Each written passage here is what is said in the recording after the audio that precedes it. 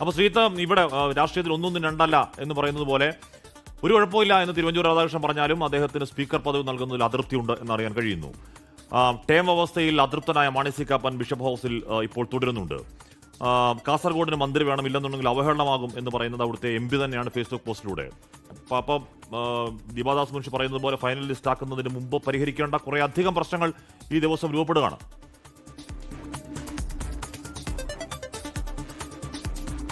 തീർച്ചയായും ചില പ്രശ്നങ്ങൾ UDF-ൽ മന്ത്രിസഭാ രൂപീകരണമായിട്ടുണ്ട്. UDF-ലുണ്ട്, കോൺഗ്രസിലുണ്ട്, കേരള കോൺഗ്രസ് ജോസഫ് വിഭാഗത്തിലുണ്ട് എന്നതാണ് വസ്തുത.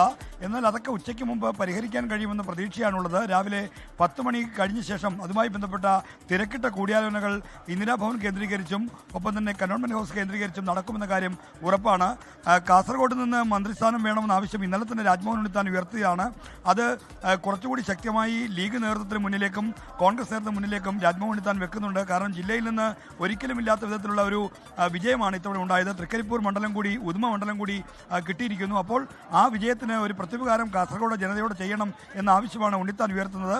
അത് ന്യായമാണ് താനും. എന്നാൽ മന്ത്രിസ്ഥാനം 21 ഉള്ളൂ.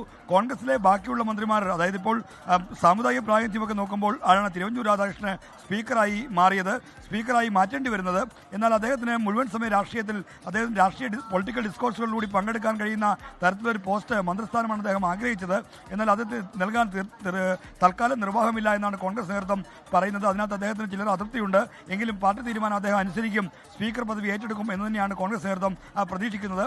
ജോസഫ് വിഭാഗത്തിന് 2 ക്യാബിനറ്റ് സ്ഥാനം എന്നതാണ് അവരുടെ ആവശ്യം. അവരും ആ ആവശ്യത്തിൽ ഉറച്ചു നിൽക്കുന്നു. അതിനകത്തും ഒരു പരിഹാരം ചീഫ് വിപ്പ് എന്നുള്ള ക്യാബിനറ്റ് പദവിയോടുള്ള ചീഫ് വിപ്പ് സ്ഥാനം നൽകി അവരെ അനുനയിപ്പിക്കാൻ, ഒരു മന്ത്രിസ്ഥാനവും നൽകി അനുനയിപ്പിക്കാനുള്ള തീവ്ര ശ്രമമാണ് നടക്കുന്നത്. ഹാഷ്മി,